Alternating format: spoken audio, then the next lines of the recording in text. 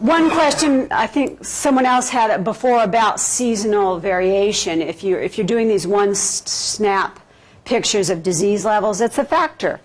Is there no disease because you just happen to hit it in a cold time versus a warm? Well, we can start to answer those by doing these seasonal type comparisons. Another thing that we'll be looking at is the rate of tissue loss and ultimate damage from this particular disease. So some diseases are more damaging than others. How bad is this particular disease? We don't know that at this point. We know there's tissue loss, but is the coral? Debbie clearly showed that Montipora capitata has a wide suite of antimicrobial capabilities and potential for induction in that region where the disease was active. So perhaps these corals are able to stop that disease, and that's not unheard of in other diseases. So we will be marking individual colonies that have this disease. You can see our tag here. And this is some preliminary studies. I began with some summer interns last year. So this is a colony that we marked in July of 11th of 06. You tag it, you photograph it, you describe it, and you come back and see what's happened later.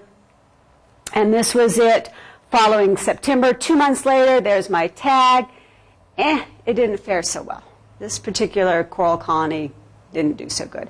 But is this the normal, or was this just because it was a small colony, or what's the story here? So this is something else that we'll be following around Coconut Island. We also want to get some information about how these diseases are being transmitted. In general, disease transmission on land would be through the air, or direct transmission, or perhaps vectors, like when a mosquito bites you and gives you malaria. In the ocean, you might anticipate water transmission, direct transmission, or vectors have been shown to be involved. So we're going to just address two of these vectors. It's a lot more complicated. We'll first see if it's infectious. We'll start a little more basic. We'll look for direct and waterborne transmission in closed quarantine conditions. We'll be just simply having a paired design, 4 small fragments of Montipora capitata, one of which will be infected with the disease. This would be an example of the waterborne transmission. Direct transmission, we'd have those coral colonies touching. We also would like to determine the etiology of this disease, meaning what is causing this disease. Is it indeed a bacterial infection? Perhaps it's viral. We don't know. So we will be using both micro and molecular techniques to start to address it. We're going to start by looking at the culturable bacteria. There's no guarantees that it is a culturable bacteria, but all of the diseases to date have been culturable bacteria that is affecting coral, so it's a reasonable place to start. So we will grow bacteria from infected colonies, growing up, inoculate the coral fragments, and if we do find the lesions appearing, we can re-isolate, reinfect, and fulfill Koch's postulate. So everybody, cross your fingers for us on that. And of course, we'll be using molecular techniques to identify the different bacteria.